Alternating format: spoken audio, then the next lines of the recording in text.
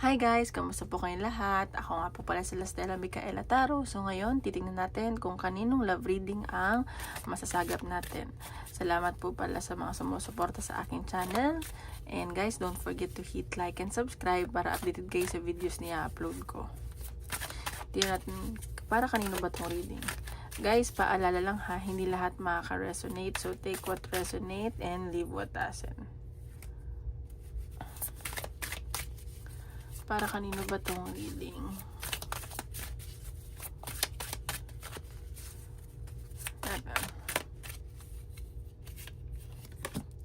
Para sa mga Aries. Ayan, tignan nyo ang Sun, Moon, Rising, and Venus sign ninyo.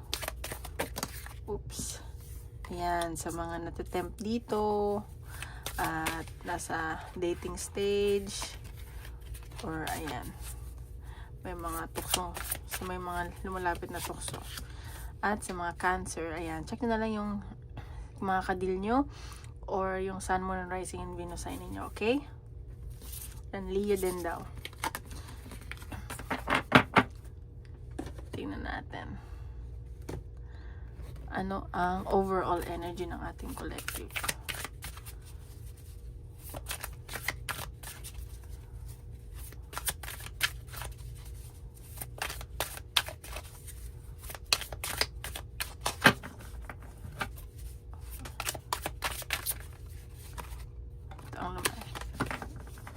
Girl fight. So, meron dito mga nagsiselos. May mga arguments kasi may pinagsiselosan.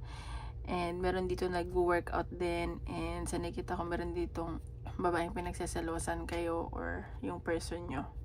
Yan, basta nagsiselos ang energy ngayon. Okay, tingnan natin ano ang ipapakita sa ating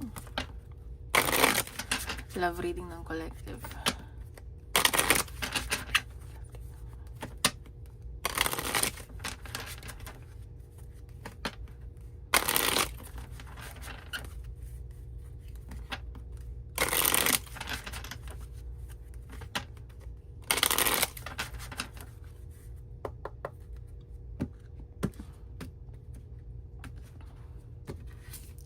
Guys, sa mga gusto magpa-private reading, message nyo lang ako sa Facebook or Instagram, nasa description box below. Okay, so nakita ko dito, meron ayaw makipag-usap, walang communication, and pinuputo lang communication. Ayun o, so may umiiwas, ikaw o yung person mo. Siguro may mga may utang dito, and may mga kaibigan kayo na involved, and sa nakita ko may bata ding involved. And sa nakita ko dito, siguro yung mga hindi nagsasustento, hindi kayo sinasustentohan, hindi enough. Ayan, so, ayan o. May nakita ko dito na parang yung support, hindi siya, parang tuloy-tuloy, hindi siya enough, ganun. Parang nagpa-play safe. Nagbulag-bulagan, nagbibingi-bingihan. At meron dito na i-stress, nag-overthink, at nag-aalangan na dito sa connection. Parang, ano lang, nagsistay lang dahil lang may mga anak na involved. Ayan. Pero sa nakikita ko, meron ditong someone na namimiss kayo. Babalik sa inyo itong taong to. Gusto bumalik. Naiisip bumalik. Pero hindi mo nakikipag-usap. Hindi nakikipag-communicate. And sa nakikita ko, meron dito na, yun nga, pinag-aawayan tungkol sa pera. Ganyan. May mga na-tempt. Tukso. Ayan. So, meron ditong someone na mahal ka naman. And mabait tong taong to. Pero, dalawa yung nai-involve sa'yo. Yung isa naman, medyo mataas ang ranko sa'yo. So, baka boss mo, or ma-pride, ganyan, dominante. And ikaw, ayaw mo kasi masyado makapag-usap. Medyo bata ka pa. Parang nag-e-explore ka pa. Parang wala kang pinipili sa kanilang dalawa. Naguguluhan ka eh. Yung isa kasi mabait, yung isa mapera. Pero, parang mahiyain, ganun. And sa nakita ko, meron ditong wish fulfillment na ikaw na parang matagal mo pinagdasal, winish at matutupad na ngayon. Kaya wag ka na daw mag-overthink. Ayan no, may nakita kong good amount of money na paparating sa'yo. Travel at communication. May peace of mind, may new beginning. So ayan, baka din dito may mga ikakasal na pag-uusapan ikasal. And may success din ako nakikita sa mga nanonood ngayon, which is good. That's good. Tingnan natin. Ay, wait lang. Papakita sa overall love reading.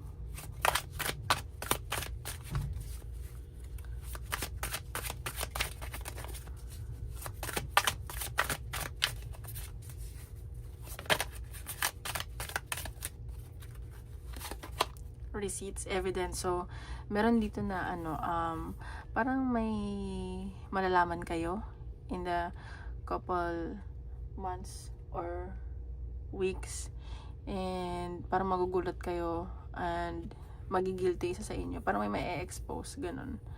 And may malalaman and hindi na makakapagsalita. Parang ay nahuli na ganun.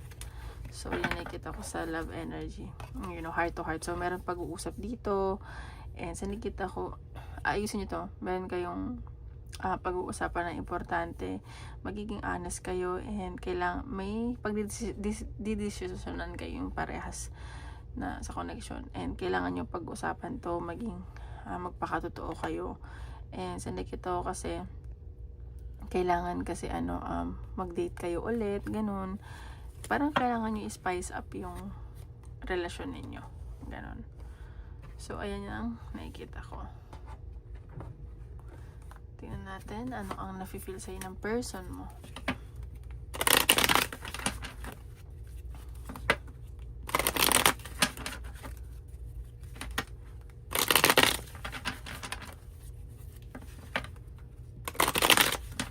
Anong nafe-feel sa'yo ng person mo? Oops.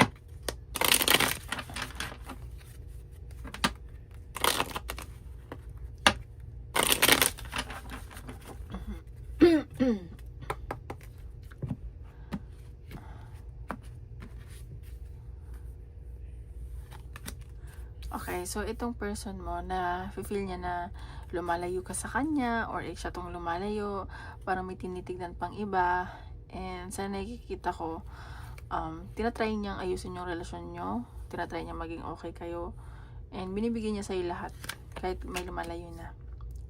And sa nakikita niya na parang nabuboard ka, parang nararamdaman niya na hindi ka masaya, and sabi ko nga, binibigay niya sa'yo lahat pero hindi ka nasasatisfy. Feeling niyang selfish mo. At sa nakikita ko, parang dinededma mo kasi siya. And he or can nakikita ka niya as someone na materialistic. Hindi naman sa pagiging materialistic. Siguro na feel ko dito, ikaw kasi galing ka din sa hirap and walang tumulong sa'yo and nandun ka na sa tuktok eh. So, iniisip mo na yung, syempre ang hirap ng buhay ngayon, iniisip mo yung stability mo, yung finances mo, yung career mo, at ano ka naman ngayon, parang stable na at gusto mo na mag-ipon, ganon. And sa nakikita ko, itong taong to may spiritual awakening at nakikita ka niya asama na hindi basta-basta, and nakikita ka niya asama na kahit na ganyan, mabait at may gusto niyang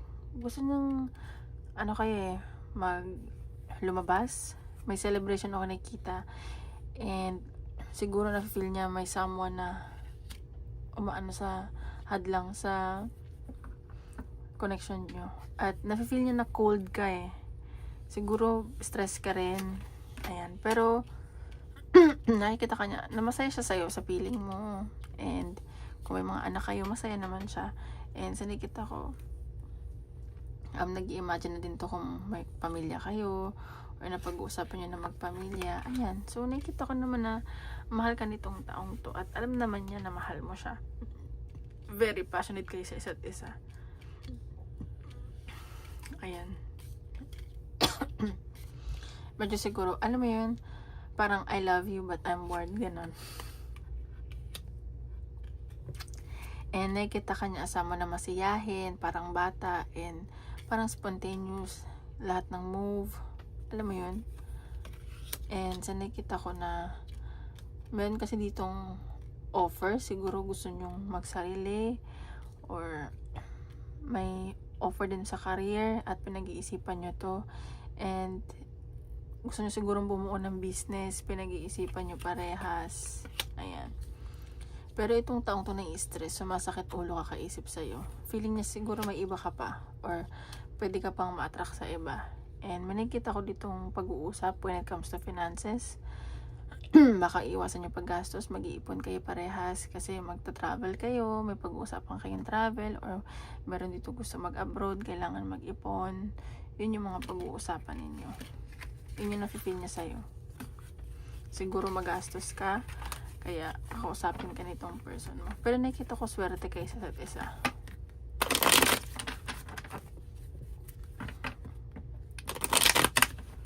Tingnan natin. Ano ang nafe-feel mo sa person mo?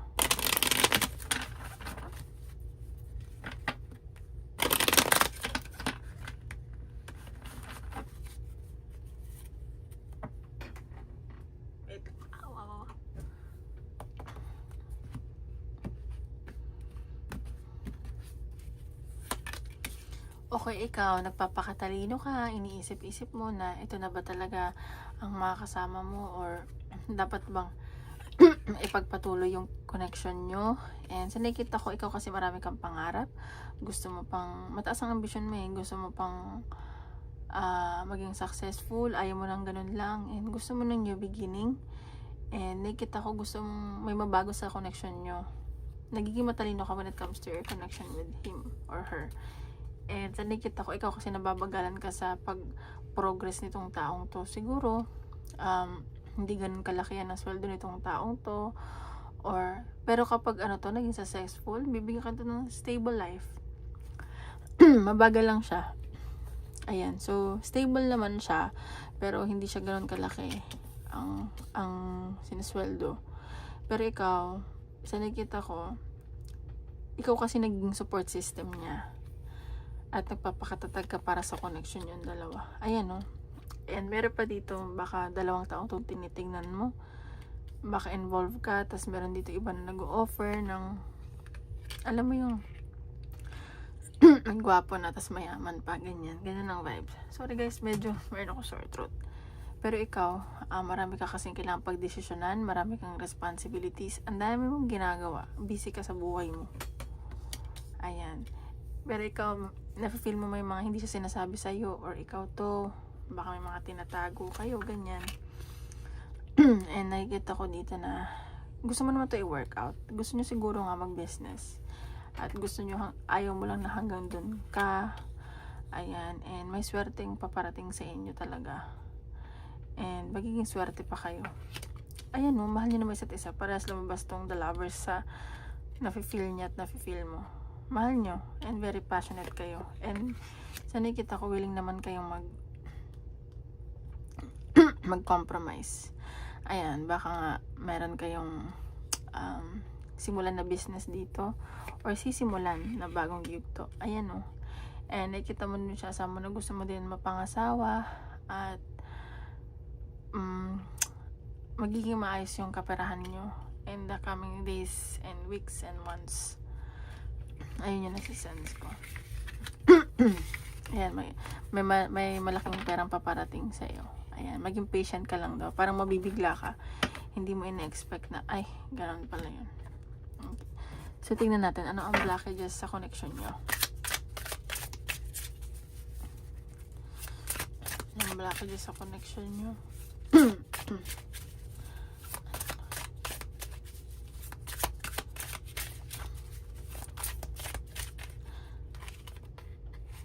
Dalawa, isa lang.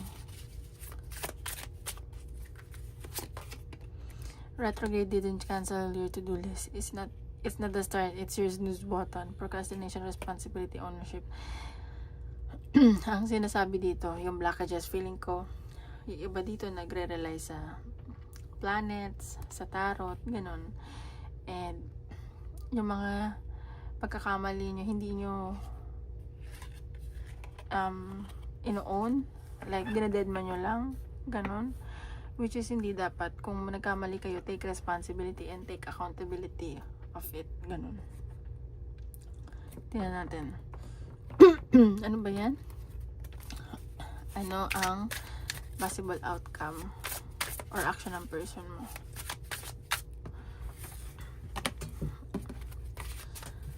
possible outcome or action ng person mo.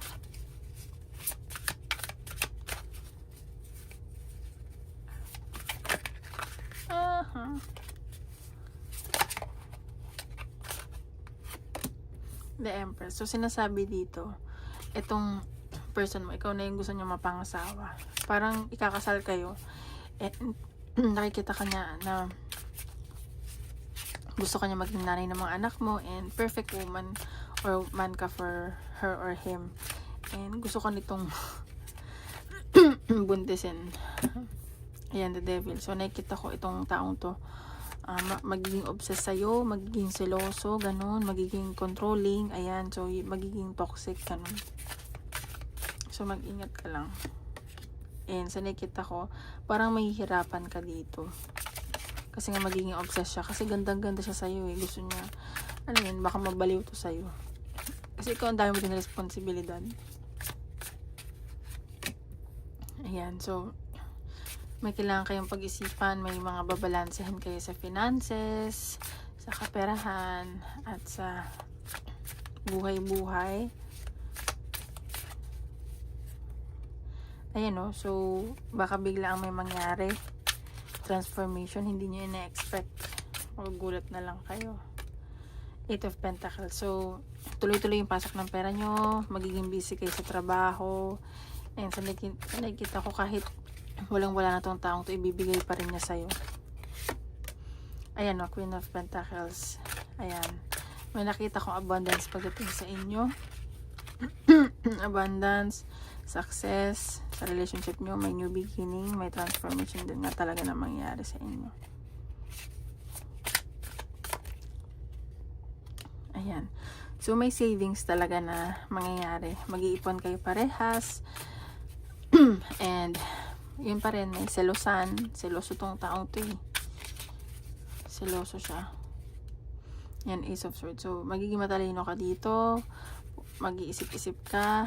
And ito yung person mo. Ang dami niyong pag-iisipan na plano sa buhay in the future. Ayan, 9 of Swords. So, meron lang, sobrang busy, hindi makakatulog, ang daming ginagawa. And, ayan. So, mga puyat, ganun. Last din naman natin. Ayan o, Page of Swords. So, may communication na paparating. Ayan ang outcome or possible action ng person. Tingnan natin.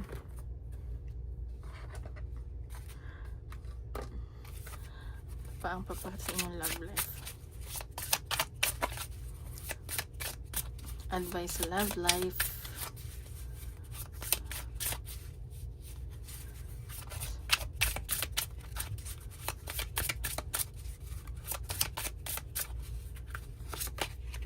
Balance. Find the balance between giving and receiving. Ayan. So, alam niyo na. Maging balance kayo sa lahat ng bagay. Mag-compromise. Magbigayan kayo. Para laging happy-happy. Alam mo yun, hindi laging yung isa lang, ikaw lang, ganun. Dapat ganun naman talaga sa relasyon. Kailangan pares kayo nagbibigayan. Advice ni Universe.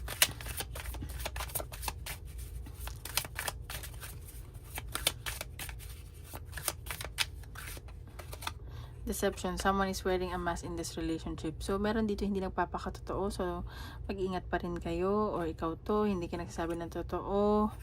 Ayan ang nakikita ko. So, ayan. Separation. So, baka meron ditong nag-break or mag-break. So, mag-usap lang kayo kung ano ba talagang dapat gawin. Anong message sa'yo ng person mo?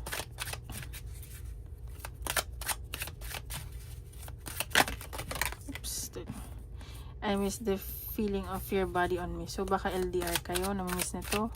Or baka wala na kayong sexy time. Tingnan pa natin. I can imagine a life without you. So, ayan, hindi niya ma-imagine na wala ka sa buhay niya. So,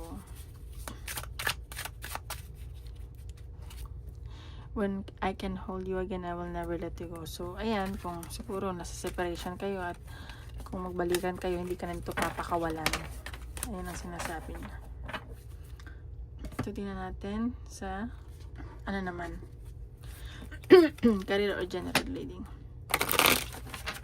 Career or general reading.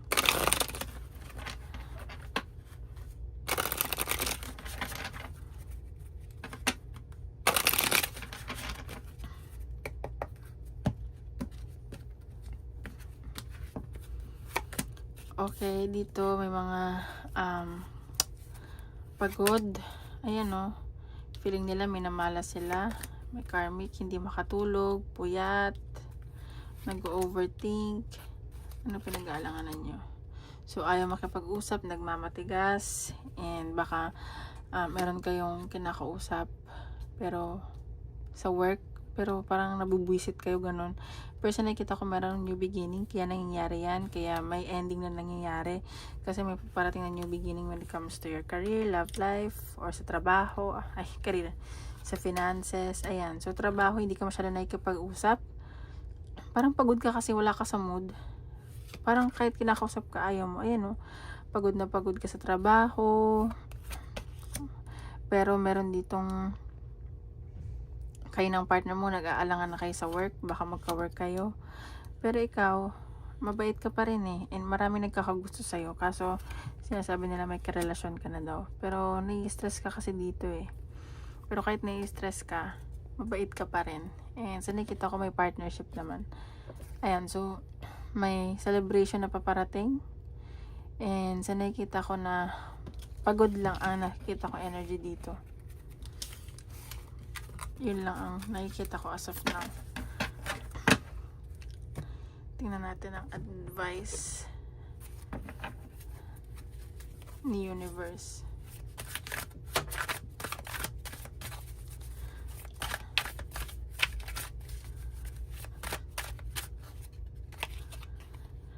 Cloud of unknowing. Float on the clouds of the unknown, surrender to the mystery, and embrace the sacred within. So, sinasabi dito, may mga lutang. Kung lutang man kayo, hindi nyo alam kung saan kayo pupunta, or ano bang mangyari sa inyo in the future. So, nakikita ko na surrender nyo lang kay universe. Kung hindi nyo alam, kung magiging successful ba yung mga plano nyo, baka yung iba dito gusto magsarili, or pupunta kung saan. Ayan. Tingnan pa natin. Ano pang paparating sa inyo?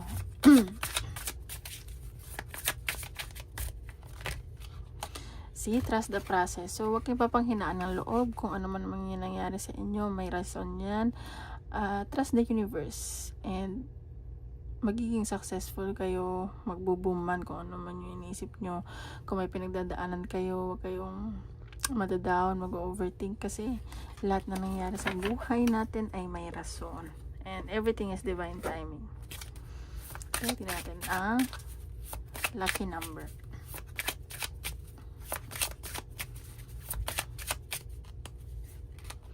111. Your thoughts are manifesting rapidly.